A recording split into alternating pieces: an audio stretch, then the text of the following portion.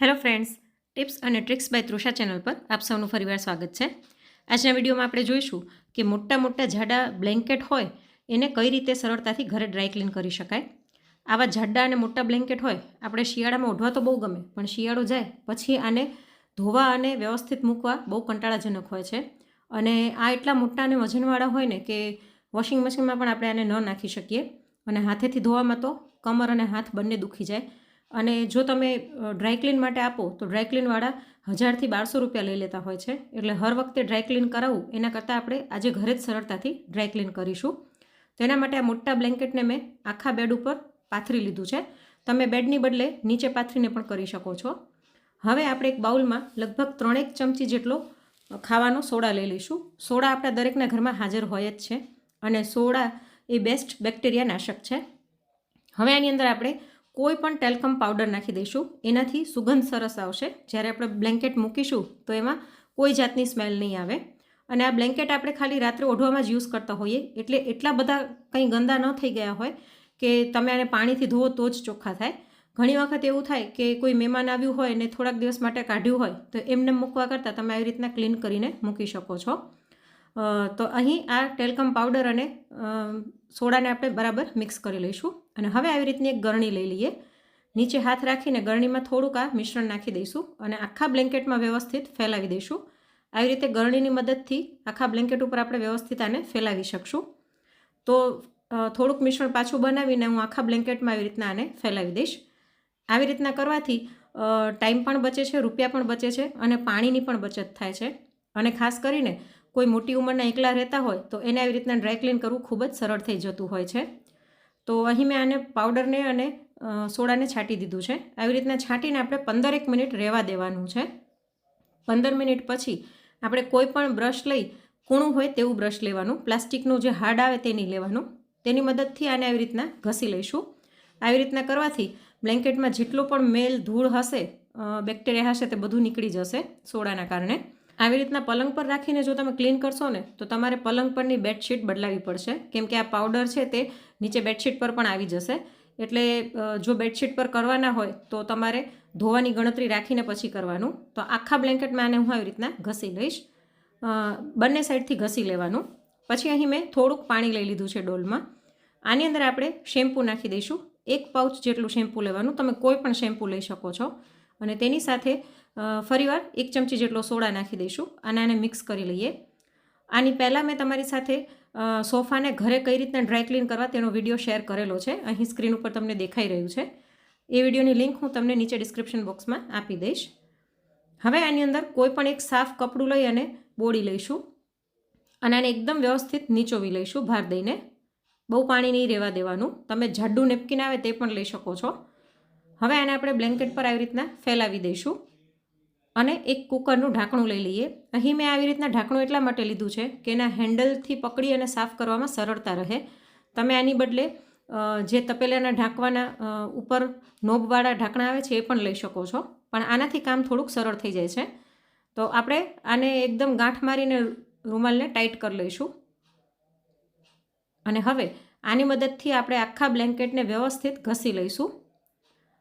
કોઈ મોટી ઉંમરના હોય, એકલા રહેતા હોય તો બ્લેન્કેટ સાફ ન કરી શકે, અને ઘણી વખત એવી જગ્યાએ હોય કે ડ્રાય ક્લીનવાળા પણ ન મળતા હોય.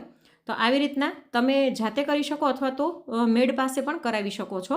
મેડને તમે આવડું વજનવાળું બ્લેન્કેટ ધોવાનું કહેશો ને તો ધોઈ નહીં દે, પણ આવી રીતના ક્લીન કરી દેશે. તો વચ્ચે વચ્ચે આપણે રૂમાલને ડોલવાળા પાણીમાં સહેજ ઝબોળતા જઈશું અને બંને સાઈડથી વ્યવસ્થિત ક્લીન કરી લઈશું. તો જો મેં બંને બાજુથી આને વ્યવસ્થિત સાફ કરી લીધું છે બ્લેન્કેટને, અને રૂમાલની હાલત તમે જોઈ શકો છો કે કેટલો ગંદો થઈ ગયો છે. હું તમને ખોલીને બતાવી દઉં. તો દર વર્ષે ડ્રાય ક્લીન ન કરાવવું હોય ને તો વચ્ચે ક્યારેક આવી રીતના ક્લીન કરીને રાખી દો તો પણ ચાલે.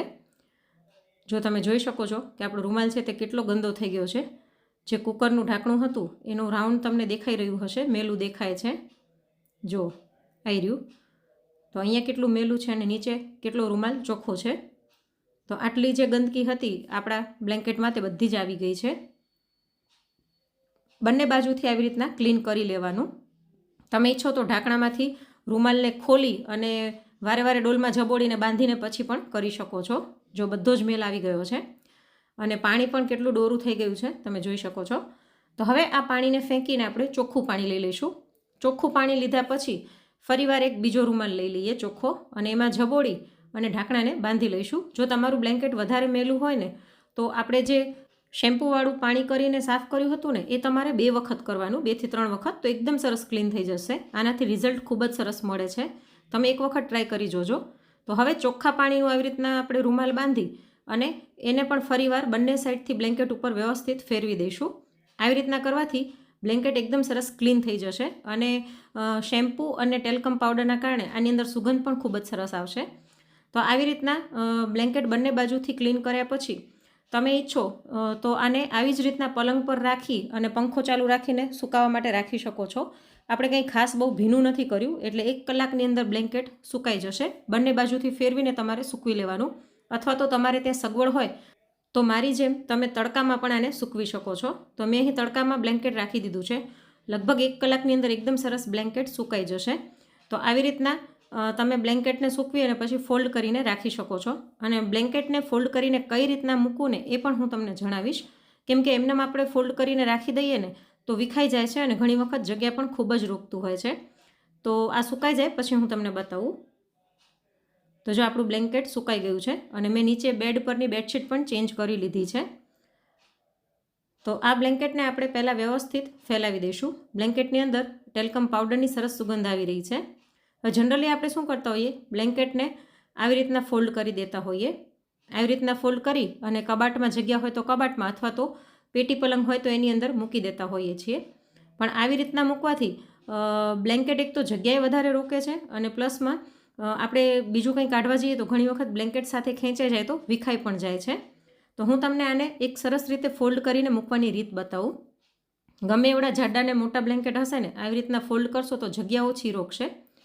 તો આવી રીતના આપણે બ્લેન્કેટને આખા બેડ ઉપર ફેલાવી દઈશું, અને પછી અહીંયાથી અડધું વાળશું અને બીજી સાઈડથી અડધું ફોલ્ડ કરશું, જેમ તમને વિડીયોમાં દેખાઈ રહ્યું છે. તો આવી રીતના આખા બ્લેન્કેટને મેં ફોલ્ડ કરી લીધું છે. હવે એક સાઈડથી આપણે આને વાળવાનું છે. એક સાઈડથી તમે ઓશિકાની સાઇઝનું આને વાળી શકો છો, અને પછી બીજી સાઈડથી આપણે આવી રીતના નાના નાના ફોલ્ડ કરશું. 3 ફોલ્ડ કરી અને પછી આ ઉપરનું જે પડ છે એને ઊંચું કરીને એની અંદર આને નાખી દઈશું અને દબાવી દઈશું. આવી રીતના કરવાથી બ્લેન્કેટ એકદમ સરસ ફોલ્ડ થઈ જાય છે, વિખાતું નથી. અને તમે પલંગમાં રાખતા હોય કે કબાટમાં રાખતા હોય, પણ આને ઊભું રાખવું હોય ને તો ઊભું પણ રહી શકશે. તો સાંકડી જગ્યામાં આવી રીતના ઊભા બ્લેન્કેટ રાખી દો તો 2 બ્લેન્કેટ એકી સાથે સમાઈ જાય છે. એક બ્લેન્કેટની જગ્યામાં આવી રીતના ઊભા કરીને પણ રાખી શકો છો. તો ફ્રેન્ડ્સ, આજનો આ વિડીયો તમને થોડો પણ ઉપયોગી લાગ્યો હોય ને તો એક લાઇક કરીને વધુમાં વધુ શેર પણ કરજો, જેથી બીજાને પણ કામ આવી શકે. ફરી મળીશું એક નવા વિડીયો સાથે. Thanks for watching.